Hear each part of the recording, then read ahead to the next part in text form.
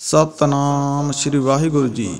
गुरु प्यारिओ, ई साखी धन धन श्री गुरु नानक देव जी दे समय दी है। उस वेले गुरु जी बगदाद गए हुए सी। जदों ई गल उत्थे दे दस्तगीर मुखी दे कोल पहुंची कि साडे राज दे विच कोई महात्मा आया है, तां उस नूं महात्मा दे नाल मिलना बहुत चंगा लगदा सी कि क्योंकि उसदे कोल कुछ प्रश्न सन जो उसनूं हर समय परेशान करते रहंदे सन, जिन्हां दा जवाब उसनूं मिल नहीं पाया। उसने उन्हां प्रश्नां दा जवाब बहुत खोजिया सी, लेकिन उसनूं कितों भी उन्हां प्रश्नां दा जवाब नहीं मिलिया। इस वजह दे नाल वो कुछ परेशान रहिंदा सी। उसने अपने मुल्क दे फकीरां दे कोलों भी वो प्रश्न पुछे सन, लेकिन उसनूं जवाब नहीं मिल सकिया। उसने बहुत कोशिश की कि मैनू इन्हां प्रश्नां दा जवाब मिल जावे तां कि मेरे मन नूं शांति मिल सके। वो जानना चाहुंदा सी कि रूहानियत की है। गुरु प्यारिओ, जदों गुरु जी उत्थे गए तां उस दस्तगीर ने गुरु जी दे कोलों 3 सवाल पूछे, जो कि अज दी साखी दे विच साझा करांगे। गुरु प्यारिओ, जदों गुरु जी बगदाद गए तां उत्थे जाके गुरु जी ने सतनाम दा होका दिता। उत्थे दे लोकां ने गुरु जी दे पत्थर मारे, क्योंकि जो सतनाम दा होका गुरु जी ने दिता सी, क्योंकि जो सतनाम दी गूंज सी उन्हां दे धर्म दे नाल मेल नहीं सी खांदी, ते वो लोग समझ रहे सी कि ये साडे धर्म दे नालों तोड़न दे लई आया है। ते उन्हां लोकां ने गुरु जी नूं खाई दे विच सुट दिता, लेकिन गुरु जी उस खाई दे विचों भी बाहर आ गए। फिर गुरु जी नूं उस दस्तगीर दे सामने पेश किया गया, जो कि उत्थे दा मुखी सी। गुरु प्यारिओ, गुरु जी तां जानी जान सन, उन्हां नूं सब कुछ पता हुंदा है। जदों गुरु जी उत्थे गए तां उस दस्तगीर ने गुरु जी नूं कहा कि मैं सुनिया है कि तुसीं एक महात्मा हो, लेकिन मेरे कुछ प्रश्न हन। तुसीं मेरे प्रश्नां दा जवाब मैनू दे दिओगे तां आप दी बड़ी किरपा होवेगी। मेरा मस्तक आप दे चरनां दे विच होवेगा। अगर तुसीं मेरे प्रश्नां दा जवाब नहीं दिता तां साडे इत्थे सज़ा दित्ती जांदी है। व्यक्ति नूं जमीन दे विच घुटनिਆਂ तक दबा के उस नूं पत्थर मारे जाते हैं।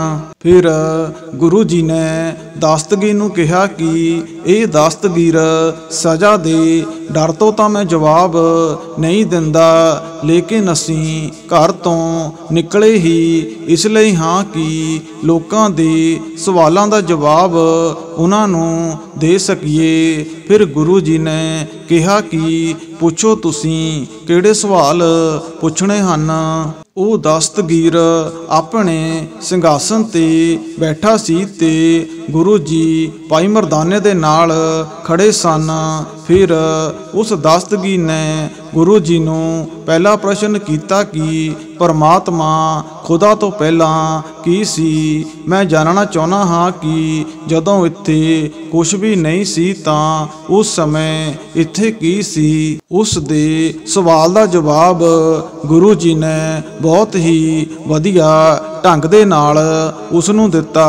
गुरु जी ने उसनूं कहा कि सवाल दा जवाब देण तो पहला असीं एक विधान बनाया है। मैनू एक मोतियां दे नाल भरिया होया थाल चाहिदा है। वो दस्तगीर ने सोचिया कि ये तां कोई लोभी फकीर है, जवाब हले दिता भी नहीं ते पहले ही मंग रहा है। उसने ਆਪਣੇ ਸਿਪਾਹੀਆਂ ਨੂੰ ਹੁਕਮ ਦਿੱਤਾ ਕਿ ਜਾਓ ਜਾ ਕੇ ਮੋਤੀਆਂ ਦੇ ਨਾਲ ਭਰਿਆ ਹੋਇਆ ਥਾਲ ਲੈ ਕੇ ਆਓ। ਜਦੋਂ ਮੋਤੀਆਂ ਦੇ ਨਾਲ ਭਰਿਆ ਹੋਇਆ ਥਾਲ ਆ ਗਿਆ ਤਾਂ ਫਿਰ ਗੁਰੂ ਜੀ ਨੇ ਉਸ ਨੂੰ ਕਿਹਾ ਕਿ ਇਸ ਵਿੱਚ ਜਿੰਨੇ ਮੋਤੀ ਹਨ ਉਹਨਾਂ ਦੀ ਗਿਣਤੀ ਕਰਨੀ ਸ਼ੁਰੂ ਕਰੋ। ਜਦੋਂ ਉਸ ਨੇ ਗਿਣਤੀ ਕਰਨੀ ਸ਼ੁਰੂ ਕੀਤੀ ਤਾਂ ਜਦੋਂ ਉਸ ਨੇ ਕਿਹਾ 1 2 3 4 ਗੁਰੂ ਜੀ ਨੇ ਉਸ ਨੂੰ ਉੱਥੇ ਹੀ ਰੋਕ ਦਿੱਤਾ ਤੇ ਕਿਹਾ ਨਹੀਂ, ਤੁਸੀਂ ਗਲਤ ਕਰ ਰਹੇ ਹੋ, ਤੁਸੀਂ ਦੁਬਾਰਾ ਕਰੋ। ਤਾਂ ਉਸ ਨੇ ਦੁਬਾਰਾ ਗਿਣਤੀ ਕਰਨੀ ਸ਼ੁਰੂ ਕੀਤੀ 1 2 3 ਤਾਂ ਗੁਰੂ ਜੀ ਨੇ ਫਿਰ ਉਸ ਨੂੰ ਰੋਕ ਦਿੱਤਾ ਕਿ ਤੁਸੀਂ ਗਿਣਤੀ ਸਹੀ ਦੇ ਨਾਲ ਨਹੀਂ ਕਰ ਰਹੇ। ਤਾਂ ਉਸਨੇ ਕਿਹਾ ਕਿ ਤਾਂ ਫਿਰ ਕਿਸ ਤਰ੍ਹਾਂ ਕਰਾਂ, ਇਸ ਤਰ੍ਹਾਂ ਦੇ ਨਾਲ ਤਾਂ ਗਿਣਤੀ ਸ਼ੁਰੂ ਹੁੰਦੀ ਹੈ। ਫਿਰ ਉਸਨੇ ਕਿਹਾ ਹੁਣ ਮੈਂ ਫਿਰ ਤੋਂ ਗਿਣਤੀ ਕਰਨੀ ਸ਼ੁਰੂ ਕਰਦਾ ਹਾਂ। ਜਦੋਂ ਤੁਹਾਨੂੰ ਲੱਗੇ ਕਿ ਮੈਂ ਗਲਤ ਹਾਂ ਤਾਂ ਤੁਸੀਂ ਉਸ ਸਮੇਂ ਮੈਨੂੰ ਰੋਕ ਦੇਣਾ। ਤੁਸੀਂ ਉਸੇ ਸਮੇਂ ਮੇਰਾ ਹੱਥ ਫੜ ਲਿਓ। ਜਦੋਂ ਉਸ ਨੇ ਗਿਣਤੀ ਕਰਨੀ ਸ਼ੁਰੂ ਕੀਤੀ ਤੇ ਕਿਹਾ ਫਿਰ ਗੁਰੂ ਜੀ ਨੇ ਉਸੇ ਸਮੇਂ ਉਸ ਦਾ ਹੱਥ ਫੜ ਲਿਆ ਤੇ ਕਿਹਾ ਨਹੀਂ, ਤੁਸੀਂ ਇੱਥੇ ਹੀ ਗਲਤ ਹੋ, ਇਸ ਤੋਂ ਪਹਿਲਾਂ ਗਿਣਤੀ ਕਰਨੀ ਸ਼ੁਰੂ ਕਰੋ। ਫਿਰ ਉਸ ਨੇ ਕਿਹਾ ਕਿ ਇਹ ਕਿਸ ਤਰ੍ਹਾਂ ਹੋ ਸਕਦਾ ਹੈ, ਇੱਕ ਤੋਂ ਪਹਿਲਾਂ ਗਿਣਤੀ ਕਿਸ ਤਰ੍ਹਾਂ ਸ਼ੁਰੂ ਹੋ ਸਕਦੀ ਹੈ, ਇੱਕ ਤੋਂ ਪਹਿਲਾਂ ਤਾਂ ਕੁਝ ਵੀ ਨਹੀਂ ਹੈ। ਫਿਰ ਗੁਰੂ ਜੀ ਨੇ ਉਸ ਨੂੰ ਕਿਹਾ ਕਿ ਤੇਰੇ ਪਹਿਲੇ ਪ੍ਰਸ਼ਨ ਦਾ ਜਵਾਬ ਵੀ ਇਹੀ ਹੈ। ਇਸ ਤਰ੍ਹਾਂ ਇੱਕ ਤੋਂ ਪਹਿਲਾਂ ਕੁਝ ਵੀ ਨਹੀਂ ਹੈ ਤਾਂ ਇਸ ਤਰ੍ਹਾਂ ਹੀ ਪਰਮਾਤਮਾ ਤੋਂ ਪਹਿਲਾਂ ਵੀ ਕੁਝ ਨਹੀਂ ਸੀ, ਇਸ ਤਰ੍ਹਾਂ ਹੀ ਖੁਦਾ ਤੋਂ ਪਹਿਲਾਂ ਵੀ ਕੁਝ ਨਹੀਂ ਸੀ। ਇਹ ਜੋ ਕੁਝ ਵੀ ਬਣਿਆ ਹੈ, ਇਸ ਸੰਸਾਰ ਦੀ ਰਚਨਾ ਹੋਈ ਹੈ, ਇਹ ਸਭ ਇੱਕ ਤੋਂ ਹੀ ਸ਼ੁਰੂ ਹੁੰਦੀ ਹੈ, ਉਸ ਇੱਕ ਤੋਂ ਹੀ ਬਣੀ ਹੈ ਤੇ ਇਸ ਤੋਂ ਪਹਿਲਾਂ ਕੁਝ ਵੀ ਨਹੀਂ ਸੀ। ਗੁਰੂ ਜੀ ਦਾ ਇਹ ਜਵਾਬ ਸੁਣ ਕੇ ਉਸ ਦੇ ਮਨ ਨੂੰ ਸ਼ਾਂਤੀ ਮਿਲੀ, ਕਿਉਂਕਿ ਉਹ ਸਾਲਾਂ ਤੋਂ ਇਸ ਦਾ ਜਵਾਬ ਲੱਭ ਰਿਹਾ ਸੀ। ਉਸ ਨੂੰ ਇਸ ਦਾ ਜਵਾਬ ਨਹੀਂ ਮਿਲ ਪਾਇਆ ਸੀ। ਉਸ ਦੇ ਮਨ ਦੇ ਵਿੱਚ ਗੁਰੂ ਜੀ ਦੇ ਪ੍ਰਤੀ ਆਦਰ ਮਾਣ ਹੋਰ ਵੀ ਵੱਧ ਗਿਆ ਸੀ ਕਿ ਮੇਰੇ ਪਹਿਲੇ ਸਵਾਲ ਦਾ ਜਵਾਬ ਮਿਲ ਗਿਆ ਹੈ। ਫਿਰ ਉਸ ਨੇ ਅਗਲਾ ਸਵਾਲ ਗੁਰੂ ਜੀ ਦੇ ਅੱਗੇ ਰੱਖਿਆ ਤੇ ਕਿਹਾ ਪਰਮਾਤਮਾ ਕਿੱਥੇ ਰਹਿੰਦਾ ਹੈ, ਖੁਦਾ ਕਿੱਥੇ ਰਹਿੰਦਾ ਹੈ? ਅਗਰ ਪਰਮਾਤਮਾ ਹੈ ਤਾਂ ਉਹ ਦਿਖਾਈ ਕਿਉਂ ਨਹੀਂ ਦਿੰਦਾ? ਅਸੀਂ ਸਾਰੇ ਉਸ ਦੀ ਪੂਜਾ ਕਰਦੇ ਹਾਂ, ਲੇਕਿਨ ਉਹ ਦਿਖਾਈ ਕਿਉਂ ਨਹੀਂ ਦਿੰਦਾ? ਇਸ ਦੀ ਕੀ ਵਜ੍ਹਾ ਹੈ? ਫਿਰ ਗੁਰੂ ਜੀ ਨੇ ਇਸ ਦਾ ਜਵਾਬ ਵੀ ਬਹੁਤ ਵਧੀਆ ਤਰੀਕੇ ਨਾਲ ਦਿੱਤਾ। ਫਿਰ ਗੁਰੂ ਜੀ ਨੇ ਕਿਹਾ ਕਿ ਜਾਓ ਜਾ ਕੇ ਇੱਕ ਪਿਆਲਾ ਦੁੱਧ ਦਾ ਲੈ ਕੇ ਆਓ। ਫਿਰ ਉਸ ਦਸਤਗੀਰ ਨੇ ਆਪਣੇ ਸਿਪਾਹੀਆਂ ਨੂੰ ਹੁਕਮ ਦਿੱਤਾ ਕਿ ਜਾਓ ਜਾ ਕੇ ਦੁੱਧ ਲੈ ਕੇ ਆਓ। ਫਿਰ ਸਿਪਾਹੀ ਦੁੱਧ ਲੈ ਕੇ ਆਏ। ਫਿਰ ਗੁਰੂ ਜੀ ਦੇ ਹੱਥਾਂ ਵਿੱਚ ਦੁੱਧ ਦਾ ਪਿਆਲਾ ਆ ਗਿਆ। ਗੁਰੂ ਜੀ ਉਸ ਨੂੰ ਦੇਖ ਰਹੇ ਸੀ। ਫਿਰ ਉਸ ਦਸਤਗੀਰ ਨੇ ਕਿਹਾ ਕਿ ਦੁੱਧ ਬਿਲਕੁਲ ਪਵਿੱਤਰ ਹੈ ਤੇ ਸ਼ੁੱਧ ਹੈ। ਫਿਰ ਗੁਰੂ ਜੀ ਨੇ ਉੱਤਰ ਦਿੱਤਾ ਕਿ ਮੈਂ ਕਦੋਂ ਕਿਹਾ ਹੈ ਕਿ ਇਸ ਦੇ ਵਿੱਚ ਕੋਈ ਖਰਾਬੀ ਹੈ? ਦੁੱਧ ਬਹੁਤ ਅੱਛਾ ਹੈ। ਫਿਰ ਉਸਨੇ ਕਿਹਾ ਕਿ ਤੁਸੀਂ ਮੇਰੇ ਦੂਸਰੇ ਸਵਾਲ ਦਾ ਉੱਤਰ ਦੇਵੋ। ਫਿਰ ਗੁਰੂ ਜੀ ਨੇ ਉਸ ਨੂੰ ਕਿਹਾ ਕਿ ਤੈਨੂੰ ਇਸ ਦੇ ਵਿੱਚ ਕਿਉਂ ਦਿਖ ਰਿਹਾ ਹੈ? ਫਿਰ ਉਸਨੇ ਕਿਹਾ ਕਿ ਨਹੀਂ ਦਿਖ ਰਿਹਾ। ਇਸ ਵਿੱਚ ਕਿਉਂ ਕਿਸ ਤਰ੍ਹਾਂ ਦਿਖ ਸਕਦਾ ਹੈ? ਜਦੋਂ ਅਸੀਂ ਇਸ ਦਾ ਦਹੀਂ ਬਣਾਵਾਂਗੇ, ਫਿਰ ਉਸ ਦੇ ਵਿੱਚੋਂ ਮੱਖਣ ਕੱਢਾਂਗੇ, ਉਸ ਤੋਂ ਬਾਅਦ ਹੀ ਘਿਓ ਬਣੇਗਾ। ਇਸ ਤਰ੍ਹਾਂ ਕਿਸ ਤਰ੍ਹਾਂ ਦਿਖ ਸਕਦਾ ਹੈ? ਫਿਰ ਗੁਰੂ ਜੀ ਨੇ ਕਿਹਾ ਕਿ ਤੁਸੀਂ ਇਹ ਤਾਂ ਮੰਨਦੇ ਹੋ ਕਿ ਇਸ ਦੇ ਵਿੱਚ ਘਿਓ ਹੈ। ਫਿਰ ਉਸਨੇ ਕਿਹਾ, ਜੀ ਹਾਂ, ਮੈਂ ਮੰਨਦਾ ਹਾਂ, ਇਸ ਦੇ ਵਿੱਚ ਘਿਓ ਹੈ। ਫਿਰ ਗੁਰੂ ਜੀ ਨੇ ਕਿਹਾ ਕਿ ਦੁੱਧ ਦੇ ਕਣ-ਕਣ ਦੇ ਵਿੱਚ ਘਿਓ ਹੈ, ਲੇਕਿਨ ਉਹ ਸਾਨੂੰ ਦਿਖਾਈ ਨਹੀਂ ਦਿੰਦਾ। ਦਿਖਾਈ ਫਿਰ ਹੀ ਪਵੇਗਾ ਜਦੋਂ ਅਸੀਂ ਇਸ ਦਾ ਮੱਖਣ ਬਣਾਵਾਂਗੇ, ਉਸ ਤੋਂ ਬਾਅਦ ਹੀ ਘਿਓ ਨਿਕਲੇਗਾ। ਫਿਰ ਹੀ ਸਾਨੂੰ ਪਤਾ ਲੱਗੇਗਾ ਕਿ ਇਸ ਦੇ ਵਿੱਚ ਘਿਓ ਹੈ। ਇਸ ਤਰ੍ਹਾਂ ਹੀ ਮਾਲਕ ਵੀ ਕਣ-ਕਣ ਦੇ ਵਿੱਚ ਸਮਾਇਆ ਹੋਇਆ ਹੈ, ਲੇਕਿਨ ਉਹ ਸਾਨੂੰ ਦਿਖਾਈ ਨਹੀਂ ਦਿੰਦਾ। ਜਿਸ ਤਰ੍ਹਾਂ ਅਸੀਂ ਉਸ ਦਾ ਗੁਣਗਾਨ ਕਰਦੇ ਹਾਂ, ਉਸ ਦੀ ਭਜਨ ਬੰਦਗੀ ਕਰਦੇ ਹਾਂ, ਤਪੱਸਿਆ ਕਰਦੇ ਹਾਂ, ਹੌਲੀ ਹੌਲੀ ਸਾਨੂੰ ਮਾਲਕ ਦੀ ਅਨੁਭੂਤੀ ਹੋਣ ਲੱਗਦੀ ਹੈ। ਫਿਰ ਮਾਲਕ ਸਾਨੂੰ ਸਾਰੀ ਜਗ੍ਹਾ 'ਤੇ ਦਿਖਾਈ ਦੇਣ ਲੱਗਦਾ ਹੈ। ਉਸ ਦਾਸਤਗੀਰ ਨੂੰ ਸਮਝ ਆ ਗਈ ਸੀ ਕਿ ਗੁਰੂ ਜੀ ਕੀ ਸਮਝਾਉਣਾ ਚਾਹੁੰਦੇ ਹਨ।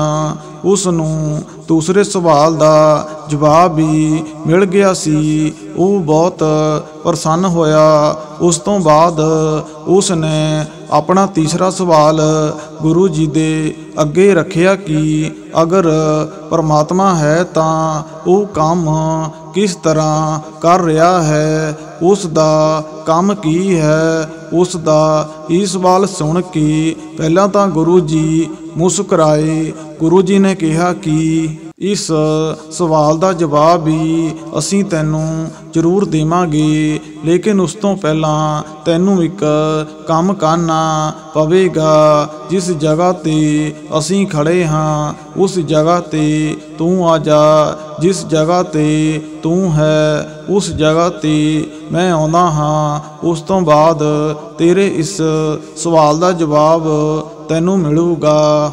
ਫਿਰ ਗੁਰੂ ਜੀ ਉਸ ਦੇ ਸਥਾਨ ਦੇ ਉੱਤੇ ਚਲੇ ਗਏ। ਉਹ ਗੁਰੂ ਜੀ ਦੇ ਸਥਾਨ ਦੇ ਉੱਤੇ ਆ ਗਿਆ। ਫਿਰ ਗੁਰੂ ਜੀ ਉਸ ਦੇ ਸਿੰਘਾਸਨ 'ਤੇ ਚੌਂਕੜੀ ਮਾਰ ਕੇ ਬੈਠ ਗਏ ਤੇ ਅੰਤਰ ਧਿਆਨ ਹੋ ਗਏ। ਤੇ ਉਸ ਤੋਂ ਬਾਅਦ ਗੁਰੂ ਜੀ ਨੇ ਆਪਣੀਆਂ ਅੱਖਾਂ ਖੋਲ੍ਹੀਆਂ। ਜਦੋਂ ਗੁਰੂ ਜੀ ਨੇ ਆਪਣੀ ਅੱਖਾਂ ਖੋਲ੍ਹੀਆਂ ਤਾਂ ਉਸਨੇ ਪੁੱਛਿਆ ਕਿ ਮੇਰੇ ਤੀਸਰੇ ਸਵਾਲ ਦਾ ਜਵਾਬ ਕੀ ਹੈ। ਗੁਰੂ ਜੀ ਨੇ ਉਸ ਨੂੰ ਕਿਹਾ ਕਿ ਤੇਰੇ ਤੀਸਰੇ ਸਵਾਲ ਦਾ ਜਵਾਬ ਹੈ ਕਿ ਉਹ ਜੋ ਕੁੱਲ ਮਾਲਕ ਹੈ, ਉਹ ਇੱਕ ਪਲ ਦੇ ਵਿੱਚ ਕਿਸੇ ਨੂੰ ਰਾਜਾ ਬਣਾ ਦਿੰਦਾ ਹੈ, ਇੱਕ ਪਲ ਦੇ ਵਿੱਚ ਕਿਸੇ ਨੂੰ ਕੁਛ ਬਣਾ ਦਿੰਦਾ ਹੈ। ਜਿਸ ਤਰ੍ਹਾਂ ਹੁਣ ਮੈਂ ਤੇਰੇ ਸਿੰਘਾਸਨ 'ਤੇ ਹਾਂ, ਇਹ ਸਭ ਉਸ ਦੀ ਖੇਲ ਹੈ। ਜਿਸ ਨੂੰ ਚਾਹੇ ਜੋ ਮਰਜ਼ੀ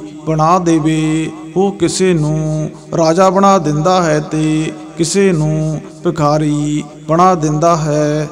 ਇਹੀ ਉਸ ਦਾ ਕੰਮ ਹੈ। ਇਹ ਪੂਰੇ ਦਾ ਪੂਰਾ ਉਸ ਦਾ ਹੀ ਖੇਲ ਹੈ। ਇਹ ਖੇਲ ਉਸ ਦੀ ਮਰਜ਼ੀ ਦੇ ਨਾਲ ਚੱਲਦਾ ਹੈ, ਸਾਡੀ ਮਰਜ਼ੀ ਦੇ ਨਾਲ ਨਹੀਂ ਚੱਲਦਾ। ਉਹ ਜਿਸ ਨੂੰ ਚਾਹੇ ਜੋ ਮਰਜ਼ੀ ਬਣਾ ਦੇਵੇ। ਉਸ ਨੂੰ ਗੁਰੂ ਜੀ ਦੀ ਗੱਲ ਸਮਝ ਆ ਗਈ ਸੀ ਤੇ ਉਸ ਨੂੰ ਆਪਣੇ ਤੀਸਰੇ ਸਵਾਲ ਦਾ ਜਵਾਬ ਵੀ ਮਿਲ ਗਿਆ ਸੀ। ਫਿਰ ਉਹ ਗੁਰੂ ਜੀ ਦੇ ਪੈਰਾਂ ਦੇ ਵਿੱਚ ਜਾ ਕੇ ਡਿੱਗ ਗਿਆ, ਕਿਉਂਕਿ ਉਹ ਜਾਣ ਗਿਆ ਸੀ ਕਿ ਵਾਕਿਆ ਹੀ ਉਹ ਇੱਕ ਮਹਾਤਮਾ ਹੈ, ਇੱਕ ਪੂਰਨ ਮਹਾਤਮਾ ਹੈ। ਉਹ ਬਹੁਤ ਹੀ ਖੁਸ਼ ਸੀ ਕਿ ਅੱਜ ਮੈਨੂੰ ਤਿੰਨਾਂ ਪ੍ਰਸ਼ਨਾਂ ਦਾ ਜਵਾਬ ਮਿਲ ਗਿਆ ਹੈ। ਜਿਸ ਨੂੰ ਉਹ ਲੱਭ ਰਿਹਾ ਸੀ, ਉਸ ਦੀ ਖੁਸ਼ੀ ਦਾ ਕੋਈ ਟਿਕਾਣਾ ਨਹੀਂ ਸੀ। ਜੋ ਪੂਰਨ ਸੰਤ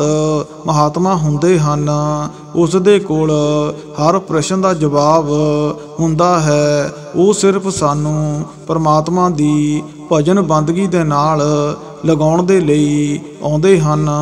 ਮਾਲਕ ਦੀ ਭਜਨ ਬੰਦਗੀ ਤੋਂ ਬਿਨਾਂ ਸਾਡਾ ਕਦੇ ਵੀ ਉਧਾਰ ਨਹੀਂ ਹੋ ਸਕਦਾ। ਉਸ ਤੋਂ ਬਿਨਾਂ ਸਾਡੇ ਨਾਲ ਹੋਰ ਕਿਸੇ ਨੇ ਨਹੀਂ ਜਾਣਾ। ਅਗਰ ਅਸੀਂ ਆਪਣੇ ਜੀਵਨ ਦੇ ਵਿੱਚ ਨਾਮ ਦੀ ਕਮਾਈ ਕੀਤੀ ਹੋਵੇਗੀ, ਫਿਰ ਹੀ ਸਾਡੀ ਸੰਭਾਲ ਹੋਵੇਗੀ, ਨਹੀਂ ਤਾਂ ਸਾਡਾ ਪਾਰ ਉਤਾਰਾ ਨਹੀਂ ਹੋ ਸਕਦਾ। ਸਤਿਨਾਮ ਸ੍ਰੀ ਵਾਹਿਗੁਰੂ ਜੀ।